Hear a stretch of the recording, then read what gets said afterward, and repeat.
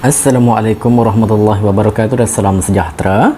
Untuk video kali ini kita akan pergi kepada soalan trial perlis 2021 untuk subjek kimia, untuk subjek kimia tingkatan 4 untuk tajuk bab 2 iaitu jirim dan struktur atom.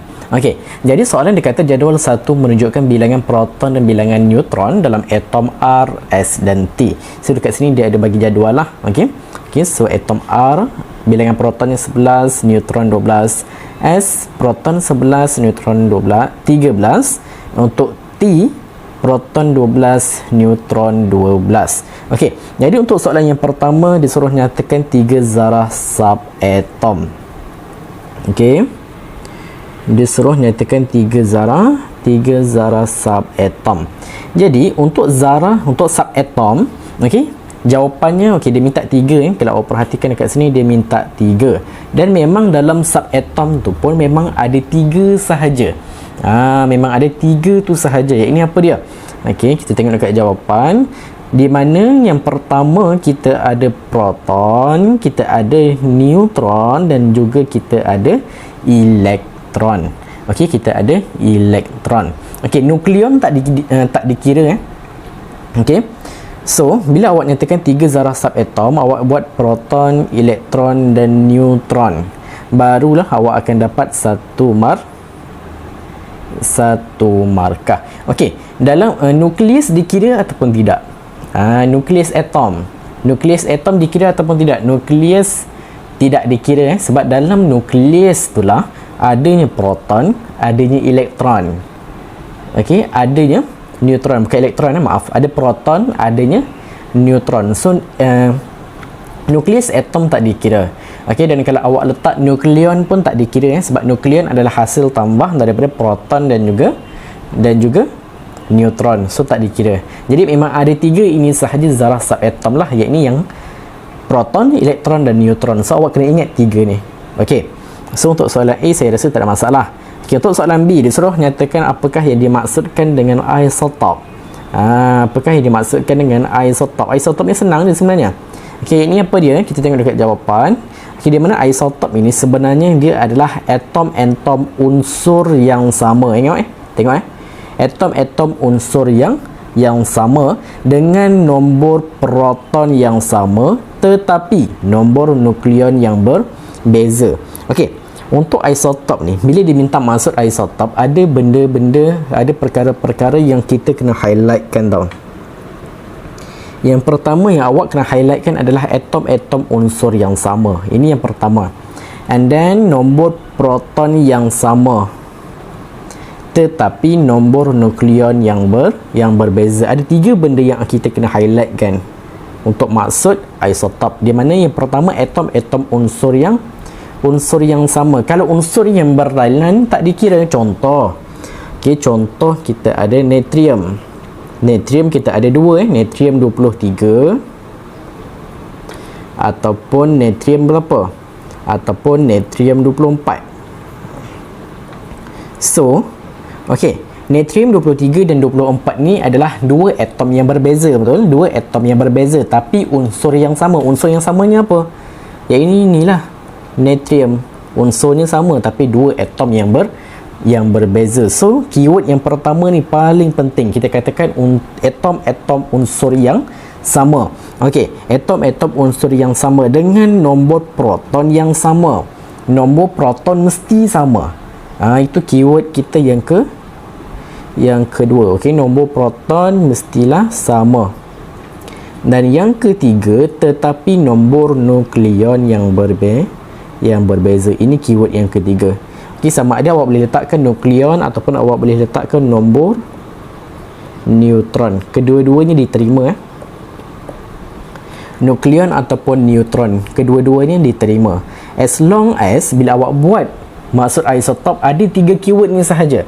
Atom-atom unsur yang sama, proton sama, neutron ataupun nukleon berbeza. Ada sahaja 3 keyword ni baru awak boleh dapat satu markah. Tinggal satu awak tak dapat markah. Alert kat situ, tinggal satu awak tak dapat markah. So kita tengok pula untuk soalan B2. Dia nyatakan atom manakah yang merupakan isotop. Daripada jadual, yang mana satu merupakan isotop. Okey, kita tengok balik masuk isotop. Masuk isotop, dia kata atom-atom unsur yang sama. Sekarang ni yang diberi dalam soalan kita tak tahu sama ke tak, sebab dia namakan dengan R, S dan T. Okey, atom-atom unsur yang sama, tetapi bilangan apa? Tetapi nombor proton yang berbeza. Okey, nombor proton yang berbeza, nombor proton yang sama, tetapi nombor nukleon ataupun nombor neutron yang berbeza. So sekarang ni, yang pertama sekali kita kena tengok dari segi apa? Kita kena tengok dari segi bilangan ataupun nombor proton. Kita tengok dekat nombor proton. Dekat nombor proton, mana dua unsur, mana dua atom yang mempunyai nilai proton yang sama. Awak tengok, yang ini R dan S lah. Sebab dua-dua nombor protonnya berapa? Yang ini 11. Okey, kita lock dulu kat situ. Kemudian kita tengok pula dekat bilangan neutron. Bilangan neutron ataupun bilangan nukleon mestilah berbeza. Sekarang ni awak tengok, untuk R 12, untuk S 13. So untuk atom R dan S ni, dia menepati tak masuk isotop tadi? Menepatilah. So R dan S adalah kita punya isotop. So isotop kita adalah R dan S. Ini dia. So awak jawab R dan S, awak dapat satu markah. Okey, sekejap saya guna pen merah. 1 markah. Alright. Okey, soalan B3. Soalan B3 dia suruh nyatakan isotop yang digunakan untuk merawat penyakit kanser. Okey, untuk soalan B3 ni tak nak awak kena hafal lah fungsi-fungsi setiap isotop di mana kalau untuk merawat penyakit kanser, isotop yang digunakan adalah isotop cobalt 60. Okey, cobalt 60. Okey, untuk soalan B3 ni memang tak ada pilihan lain lah. Memang awak kena hafal. Okey, memang awak kena hafal fungsi untuk setiap isotop tersebut. Okey, isotop sebenarnya tak banyak Isotop sebenarnya tak banyak. Dan ada beberapa isotop yang memang famous ditanya dalam exam. Tapi yang tu nanti kita akan go through later lah. Okey, kita akan pergi dekat bahagian lain nanti. Okey, so ini satu markah. Okey, untuk soalan C. Untuk soalan C, disuruh tuliskan susunan elektron. Susunan elektron bagi atom T. Okey, nak tulis susunan elektron, kita kena tengok berdasarkan bilangan apa? Berdasarkan nombor apa? Kita kena tengok kepada nombor proton. Okey, kita kena tengok kepada nombor proton. Okey, sekarang ni kita tengok nombor proton untuk T. Nombor proton untuk T sekarang ni adalah 12. So, untuk kita nak buat susunan elektron bagi atom T, okey, kita kena ingat susunan elektron untuk petala yang pertama boleh diisi oleh berapa elektron? Yang ini boleh diisi oleh 2 elektron. Okey, petala yang kedua boleh diisi oleh 8 elektron. Betul? Okey, so sekarang ini bilangan proton yang kita ada berapa? Ada 12. So 12 itu, okey, tolakkan dengan 8, tolakkan dengan 2, baki berapa? Baki 2 lah. So bila kita totalkan kat sini, bila awak buat susunan elektron, nak tahu sama ada jawapan awak betul ataupun tidak, awak kira balik total dia. Kalau 2 tambah 8 tambah 2, awak dapat balik 12, sama dengan nombor proton pada awal-awal tadi, maka betul lah tu awak punya susunan elektron. Okey, so dekat sini awak dapat buat macam ni sahaja, dapat 1 markah. Senanglah kira. Okey, and then apakah elektron valence bagi atom R? Okey, maksud elektron valence ni apa dia? Elektron valence ni adalah elektron pada petala terluar. Okey, pada petala